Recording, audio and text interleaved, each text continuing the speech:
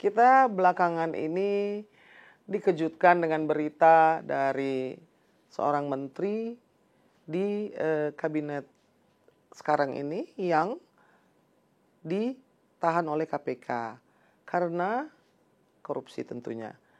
Itu SYL, inisialnya yaitu Syahrul Yassin Limpo, Menteri Pertanian yang beserta beberapa jajarannya ditangkap dan sedang diperiksa karena ada kasus korupsi dan juga banyak hal di belakangnya tentang suap, pemindahan jabatan, lalu ada 12 pucuk senjata api, ada 40 miliar uang tunai ketika digeledah di tempat kediaman beliau. Nah, ini kita sekarang mau membahas soal bukan hanya korupsi di Kementerian Pertanian, tetapi banyak hal yang melingkupi pertanian yang tentunya sangat strategis dan sangat penting ya bagi Republik kita tercinta ini.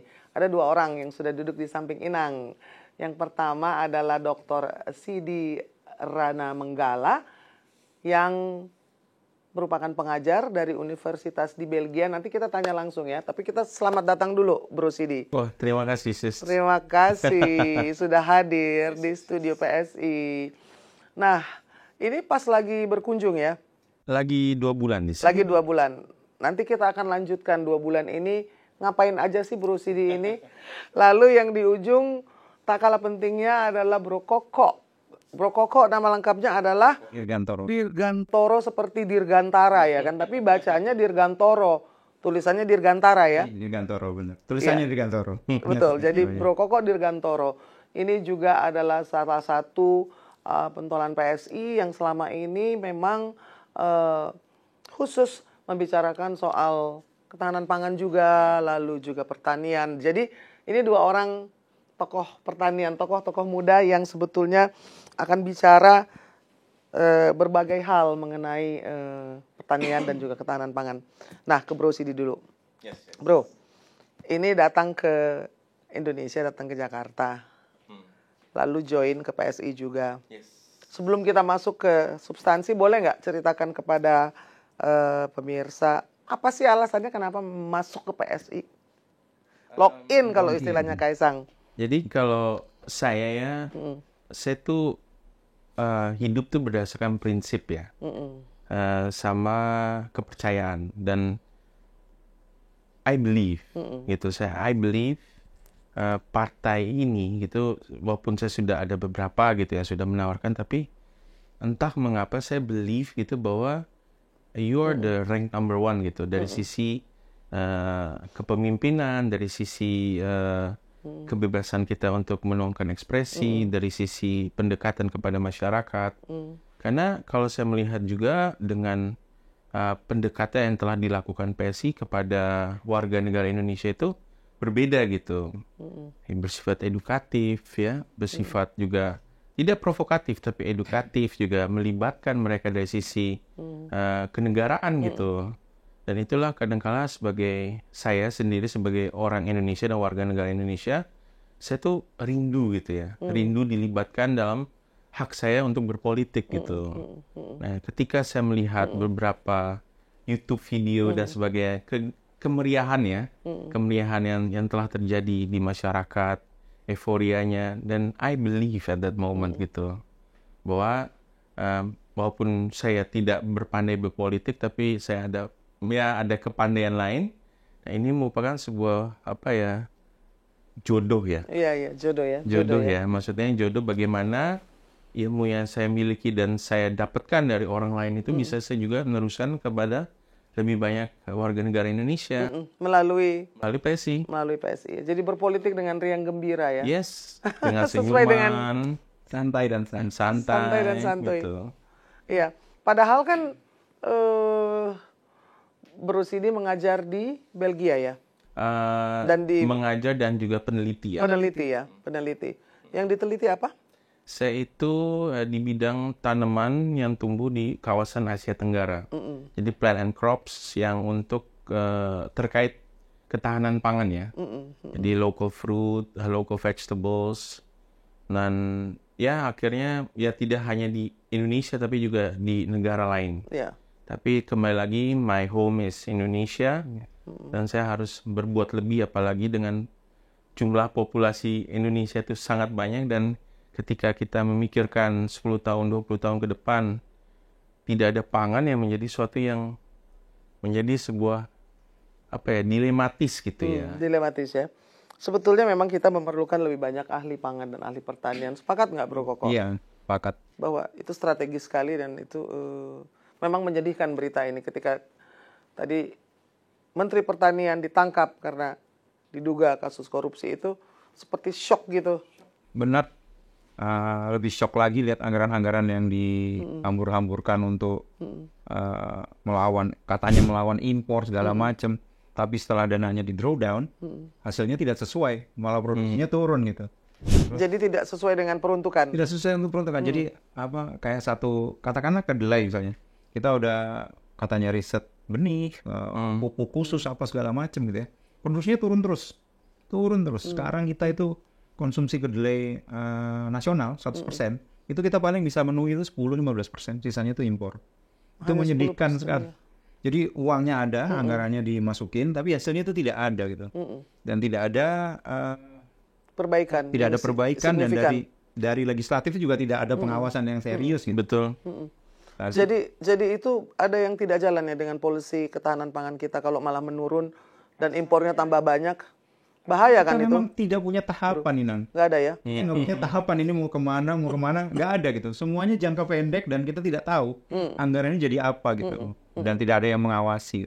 Ya. Mungkin lemahnya pengawasan juga mengakibatkan begitu maraknya korupsi ya, bukan hanya di parlemen tetapi juga di eksekutif, yang mungkin mengejutkan sehingga kita ini Inang aja nih yang ngebahas isu korupsi itu sampai pusing. BTS belum selesai, ada Kementan lagi.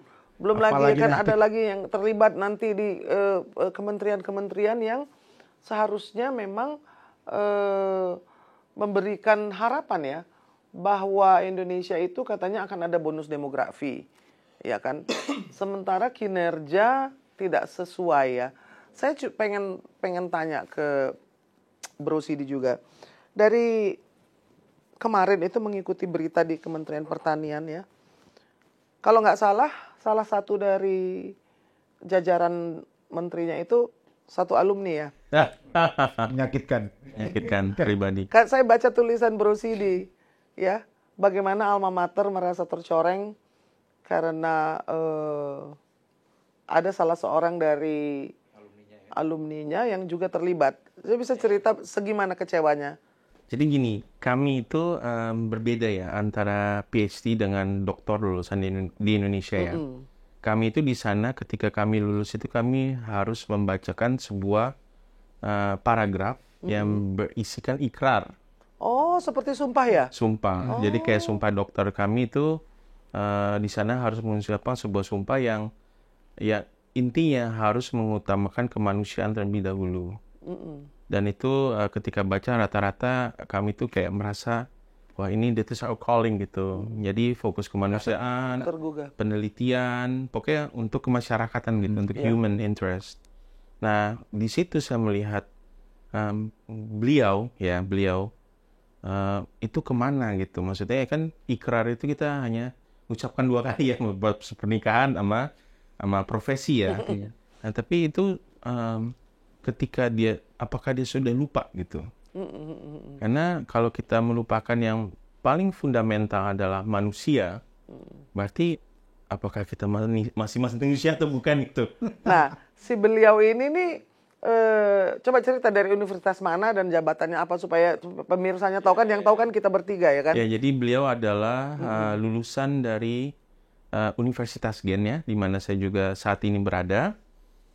Universitas Gent itu ada di Belgia. Di Belgia. Lulusan tahun 97 ya. Iya. Lulusan tahun 97. Saya lupa di mana jurusannya, tapi sekarang sebelum di balik bar, beliau sebagai sekjen ya. Sekjen ya. Sekjen di Kementerian Pertanian gitu. Dan saya tidak mengenal beliau secara pribadi, pernah berapa kali chat tapi sebatas itu saja. Sebagai sesama alma mater sebagai sesama alma mater gitu. Alma mater sama. Oke. Nah, ketika saya mendengar berita itu, tentu saya juga merasa kecewa ya. Maksudnya, ini kan membawa nama buruk orang Indonesia, ya. Satu orang Indonesia. Satu orang Indonesia, terus dia pernah studi di luar negeri. Apakah itu menjadi sebuah meminoritaskan orang Indonesia di sana nanti? Kan pasti orang akan skeptis gitu, lulusan Indonesia, kemudian Indonesia sudah terkenal dengan budaya korupsi yang kental, apakah rata-rata akan menjadi seperti itu? Ya, nah itulah kemudian akan menjadi sebuah stigma. Ya, kalau orang bilang tuh nilai setitik rusak susu sebotol gitu kan jadinya. Betul. Dan ketika itu menjadi sebuah hantaman, bahwa saya juga langsung melaporkan beliau gitu ke alumni center bahwa itu merupakan sebuah tindakan yang tidak benar. Karena emang kita nggak pernah dididik untuk korupsi, apalagi memanipulasi, apalagi memeras gitu. Kan pengetahuan itu, maksudnya sebagai seorang ilmuwan, pengetahuan itu seharusnya bersifat gratis dan menyebar. Nah, kenapa beliau, walaupun itu adalah jabatan yang beliau, tapi kenapa ya gitu? What's the reason? Nanti kita mungkin tanya ke Pak Sekjennya ya, kenapa? Apa alasannya kenapa? Karena menarik. Jadi gini, kalau diinangkan dari Universitas Indonesia ya kan, itu ada tridharma perguruan tinggi yang sama kira-kira, bahwa pengabdian masyarakat, research ya kan, itu menjadi sumpah kita gitu, bahwa kita akan terus menyebarluaskan ilmu yang apapun yang kita dapat, tetapi garis bawahnya adalah pengabdian masyarakat, bahwa untuk kemanusiaan yang tadi dikatakan ya kan. Kalau Bro Koko sendiri dari universitas mana? Saya Brawijaya. Brawijaya ya. Malang. Unibrau. Tapi ini nanti ada sumpahnya juga kan ya? Ada. Tapi menurut saya itu ikan busuk itu dari kepala. Dari kepala ya. Jadi kalau kepalanya kayak begitu ke bawah kena semua. Itu di eksekutif kan mereka? Betul. Jadi nggak mungkin kalau menteri korupsi sendiri, sekjennya nggak tahu, dirjennya nggak tahu, tuh nggak mungkin ya? Ya, dan bisa bayangin ya, kalau mereka aja sudah kayak begitu, mereka dikasih kuasa anggaran. Bisa bayangkan kayak apa gitu. Sampainya ke bawah itu seperti apa gitu. Iya. Jadi lebih besar ya daripada sekedar penangkapan dan sekedar jumlah uang yang dikorupsi ya. Dampaknya itu. Dampaknya di samping daripada itu adalah rasa kepercayaan petaninya ya kepada lembaga itu gitu. Kan apalagi Indonesia itu adalah stakeholder terbesar adalah petani yang kepemilikan lahan di bawah 1 hektar gitu. Ada berapa sekarang? 30 juta petani. Ada segitu. Jadi banyak gitu. Jadi ketika mereka mendengar kementeriannya itu melakukan tindakan korupsi, mereka kehilangan kayak, ya saya sudah bisa melihat bahwa mereka kehilangan kepercayaan gitu. Orang menterinya aja korupsi, sementara kita masih ada program pupuk, program apa, benih, apakah bisa dipercaya lagi gitu. Jadi ya intinya salah satu dampak daripada korupsi itu ya tadi saya juga ceritakan tentang konsep enabling environment ya. Gimana kita bisa enable sebuah lingkungan atau ekosistem itu kalau si pucuk pemimpinnya itu sudah memiliki tindakan koruptif gitu. Akhirnya trickle down efek ke bawahnya dari pendekatan mau apa itu bentuknya agribisnis atau apapun itu akhirnya berdampak kepada krisis kepercayaan gitu. Apakah Indonesia nih gak hanya di mata dunia, tapi di mata mereka petani itu masih yakin atau enggak gitu. Dan itu penting ya, karena kalau level of trust itu menipis dan menipis, maka kita bisa gagal. Betul. Menjalankan negara ini. Betul, ya, Mas Koko. benarnya. Ya di kalangan petani sendiri ya kan, Mas Koko bergaul dengan mereka ya secara langsung ya. Ini gini Nan. Jadi petani itu diajari untuk intensifikasi pangan, intensifikasi lahan sama ekstensifikasi lahan. Dan kita masih di tadi, kita mengalami penggerusan trust intensifikasi masyarakat di bawah petani. Eksternal juga di luar kita nggak dipercaya. Ini dampaknya ini double. Jadi double ya. Tadi kan nama Indonesia di luar negeri ya kan, jadi sebagai sudah jadi ilmuwan, sudah jadi lulusan perguruan tinggi terkenal, sekarang berada di balik jeruji besi gitu kan, di penjara. Sementara trust itu penting banget. Trust itu penting banget. Lalu petani juga bisa moralnya turun ya. Turun course. Padahal punya program macam-macam. Iya, maksudnya kan sangat sederhana ya. Pola pikir kelompok tani ya. Mereka tuh cuma butuh ada yang peduli sama mereka gitu. Dan menteri pertanian itu harusnya menjadi ikon yang menjadi tumpuan harapan ya. Paling tidak jabatan tertinggi secara politis, secara kebijakan itu ada di tangannya.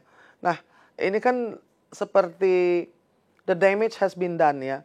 Di antara begitu banyaknya problem dari pertanian kita dan soal food security, ketahanan pangan ya.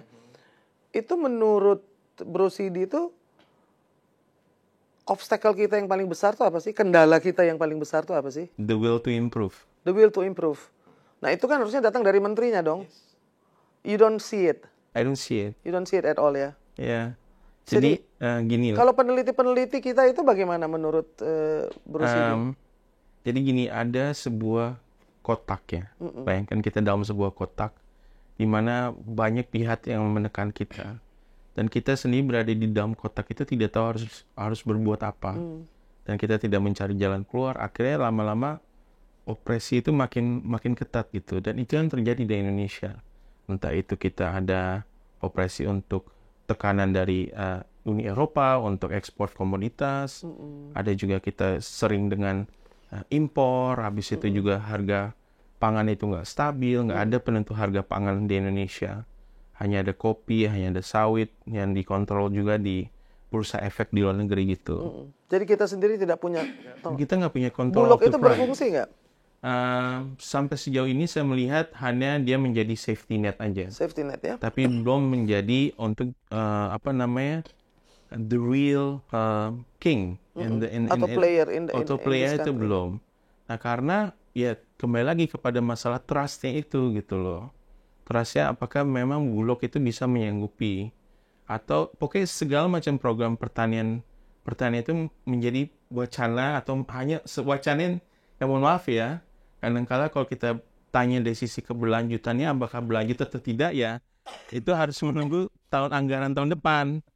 Sementara kalau kita melihat dengan populasi manusia Indonesia yang terus bertambah, berarti kan kita harus menyediakan sebuah aritmatika pemikiran yang kita harus investasi jangka panjang gitu, nggak hanya insidental. Oh tiba-tiba di sini membutuhkan penanganan untuk komoditas tertentu atau tiba-tiba ada musim kering, kita harus investasi di sana.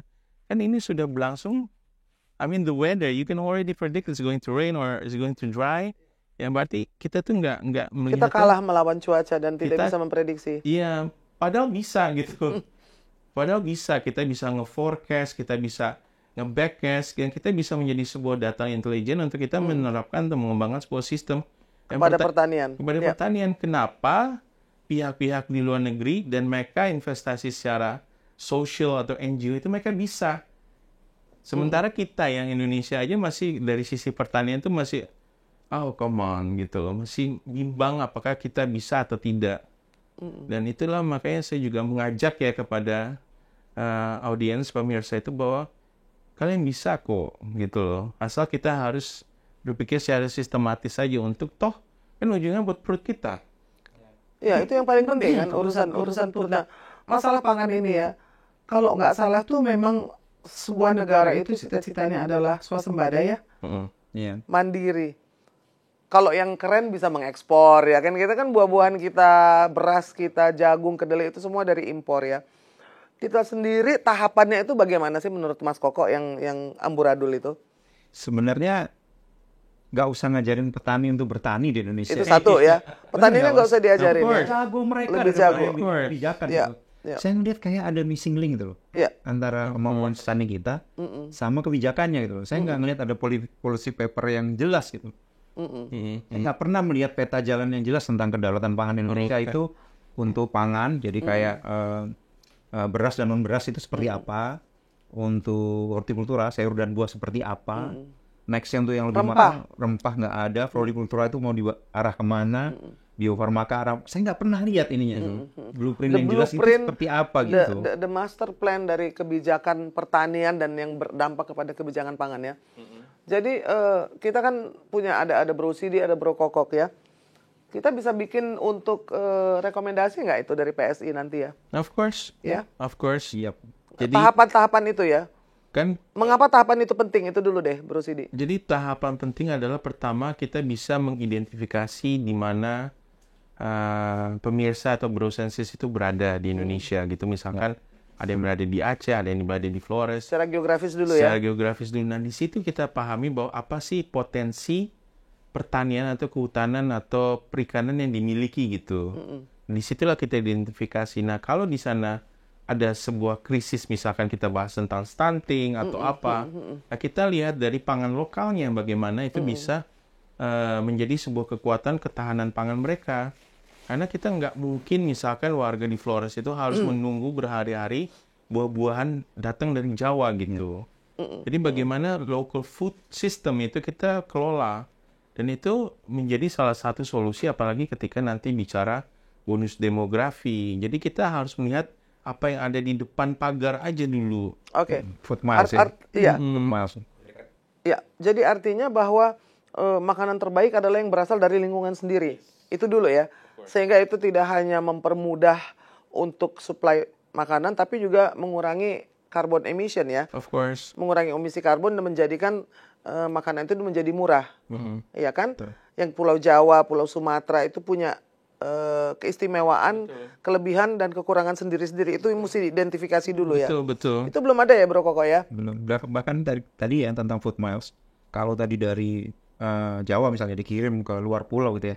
Itu ada mengakibatkan food waste ya kalau nggak. Of course. Food waste, jadi ada yang rusak di perjalanan, jadi rugi. Rusak, busuk. Kalau saya sih dari sisi lingkungannya, karbon emisinya jadi tinggi sekali ya. Oke. Lalu tadi identifikasi problem di tiap-tiap area itu ada yang stunting, ada yang anak-anak yang memang kekurangan gizi mungkin karena tidak diperkenalkan ya. Ya, jadi bisa juga nanti dibuat semacam alert system gitu loh. Alert system yang memang mengkondisikan apa adanya gitu. Jadi mereka-mereka yang pemirsa atau broensis itu tell us the truth gitu. Karena kalau kita nggak berangkat dari kan kadang-kadang kita suka malu ya. Maksudnya bahwa nggak kok, it's fine di daerah saya. Nggak ada yang stunting kok, nggak ada yang kelaparan gitu ya. Itu akhirnya bukannya akhirnya memasakkan masalah tapi menjadi menyembunyikan. masalah. Dia menyembunyikan dan menjadi masalah di kemudian hari. Dan ingat Ya. Artinya kan bahwa masalah pangan itu menjadi masalah kita semua ya kan. Saya juga percaya bahwa kesehatan yang memburuk itu juga karena kualitas pangan yang memburuk. betul. Saya pernah bekerja membenahi air di Sungai Citarum sejak tahun 2018 ya. Pak Jokowi mengeluarkan peraturan presiden PP Citarum Harum yang 2025 harus selesai. Nah, semua sawah yang diirigasi melalui air dari Citarum itu 50% kopong. Artinya kosong. Artinya kalau kita bicara masalah ketahanan pangan, masalah tentang bagaimana pertanian menjadi baik, tidak bisa dipisahkan dengan masalah air dong berarti ya bro ya. Karena air yang buruk itu jadi pangannya tuh jadi hancur. Betul. Itu yang irigasi. Belum lagi yang tadi dikatakan oleh Bro Sidi. Sebetulnya kita bisa forecasting atau memprediksi. Sekarang ini saya dengar yang nanam cassava tidak bisa panen karena belum turun hujan. Dan itu keras dan nggak bisa dicabut. Jadi paceklik ini membuat mereka tidak bisa panen. Ya kan teman-teman saya yang di Lampung yang menanam singkong nggak bisa narik karena terlalu keras dan itu jadi rugi mereka sementara sudah waktunya dipanen, ditarik rusak. Nah ini hal-hal sebetulnya yang sederhana tapi it's real. Mereka nggak bisa panen dan nggak dapat uang sama sekali. Betul. Itu seperti yang tadi saya juga cerita bahwa pas COVID itu di India itu sampai 16.000 petani bunuh diri ya. Subhanallah. Jadi karena mereka nobody wants to buy their product, and the second mereka nggak bisa bercocok tanam gitu karena 16.000 bunuh diri itu karena putus asa ya. Putus asa, they were so desperate dan kita nggak tahu gitu masalahnya karena di Indonesia masih ada aib dan tabu untuk melakukan bunuh diri gitu. Tapi sebenarnya kemarin saya juga membahas masalah psikologi pertanian kami. Belum pernah dibahas ya psikologi pertanian ya. Everyone is distressed gitu dalam kondisi belum pernah dalam situasi unstable ya, ekonomi kita unstable and ada belum lagi psikologi pertanian, terus dimensi kultural. Lu jadi petani itu bikin malu gitu. Kalau saya bangga, saya petani vetiver. tapi Benar. Itu jadi masih ada stigma. sebuah stigma masyarakat bahwa wah, maksudnya petani itu bodoh. I mean, it's not only in Indonesia tapi juga di seluruh dunia. Tapi akhirnya kan tidak ada regenerasi petani gitu, karena mereka malu menjadi petani. Dan mereka juga mengukur, kayak kemarin saya juga membahas, saya kan lagi memimpin sebuah program namanya Is Free ya, dari KLHK sama Amati. Itu kita program Merdeka Belajar. Jadi ada sekitar 200-an mahasiswa ikut program namanya Is Free untuk social forestry. Dan dari dirjennya Pak Bambang Supriyanto menawarkan kepada peserta itu, apakah kalian mau diberikan luasan lahan 2 hektar sama uang 2 juta per bulan untuk mengelola itu? Nggak ada yang mau. Luar biasa. Padahal itu gratis gitu. Ya. Padahal kalau dilihat, mereka hanya melihat dari sisi 2 juta yang bukan 2 hektarnya. Bayangkan kalau kita bisa kelola 2 hektar, itu bisa berapa gitu. Nah itulah yang kadang-kala bukannya saya prejudis ya, tapi apakah benar-benar kita siap untuk convert backcasting itu menjadi negara swasembada itu, gitu loh. Menarik tadi yang dikatakan oleh Bro Sidi bahwa sebetulnya memang harus ada political will, lalu juga beberapa program yang harusnya memenuhi tahapan-tahapan sampai kita bisa menjadi negara yang mandiri dalam ketahanan pangan itu tidak serta-merta terjadi. Ada tahapan-tahapan yang harus dilalui. Nah, tahapan-tahapan ini masih menemui hambatan ternyata ya. Kenapa ada hambatan? Mungkin juga karena risetnya kurang, dananya kurang, atau mungkin edukasi atau sosialisasinya kurang, diseminasinya juga kurang, sehingga animo untuk menuju ke tujuan yang sama itu belum tertanam di hati masyarakat ya kan. Kalau benar nggak? Benar, Mas Koko? benar ini. Jadi Kita ini kan negara yang katanya diciptakan ketika Tuhan sedang tersenyum, tidak ada musim dingin, tetapi ketika hujan kita kebanjiran, ketika kemarau ini paceklik, artinya kita belum pandai mengelola alam ini yang tadi dikatakan berusia dia Bro kok ya. sebenarnya alam itu sangat berpihak ke kita, dan kita dikaruniai petani-petani yang juga pintar. Tangguh ya. Yang diceritain Bro Sidi tadi benar. Cuma satu aja musuh kita itu untuk melawan urusan ketahanan pangan sama kedaulatan pangan. Musuh kita itu korupsi. Wah, itu yang sedang kita lawan bersama-sama. Jadi korupsinya itu bisa dihabisi. Ketahanan pangan dalam genggaman. Pendeknya gitulah. Mungkin agroforest itu nggak 2 juta, bisa dikasih 10 juta kali ya. Tidak ada kedaulatan pangan bisa dicapai. Saya ulang, tidak ada kedaulatan pangan bisa dicapai kalau masih ada korupsi. Korupsinya dulu kita hajar bareng-bareng ini. Habis itu blueprint ideal yang nanti mungkin akan dibikin oleh Bro Sidi, itu bisa kita terapkan tuh. Atau bisa paralel kita lakukan. Of course. Ya, Kan kalau korupsi itu nggak hanya di tingkat pusat ya. Dinas-dinas di daerah juga kan ada tendensi gitu. Maksudnya ya melihat contoh di atas lah.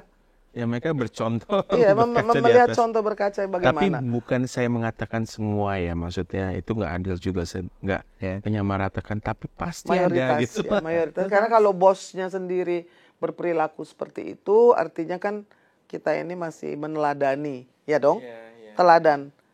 Bro Sidi sebagai misalkan ketua satu kelompok, kalau kelakuannya nggak beres pasti anak-anak di bawah ngikutin ya. Oke, tadi yang agroforestry itu adalah salah satu contoh saja ya, bahwa bagaimana susahnya untuk mengimplementasikan satu program ya. Sudah ditawarkan tanah, ditawarkan uang, tetap menolak. Nah, ada nggak yang bisa kita lakukan untuk membuat supaya program-program ini bisa seperti puzzle yang kemudian menjadi satu, ya tujuannya yaitu tadi ini loh. Untuk ketahanan pangan tuh bukan cuman soal air, bukan cuman soal tanah, soal pupuk, tapi soal kita semua melakukan hal yang sama, mengarah ke tujuan yang sama. Jadi intinya kan semua orang itu berharap kalau bercocok tanam bisa menjual ya. Bisa menjual komoditas yang entah itu jual tingkat rumah tangga, tingkat nasional maupun tingkat internasional. Nah, ketika misalkan mereka budidaya kopi gitu ya, kopi yang komoditas yang populer lah. Intinya kan bagaimana kita harus bisa memberikan added value, yang nilai tambah daripada komoditas itu. Nah, ketika mereka yang bercocok tanam atau petani, pekebun itu melihat ada added value daripada komoditas yang mereka tanam dan ada harga lebih daripada yang komersial, yakinlah mereka mau gitu.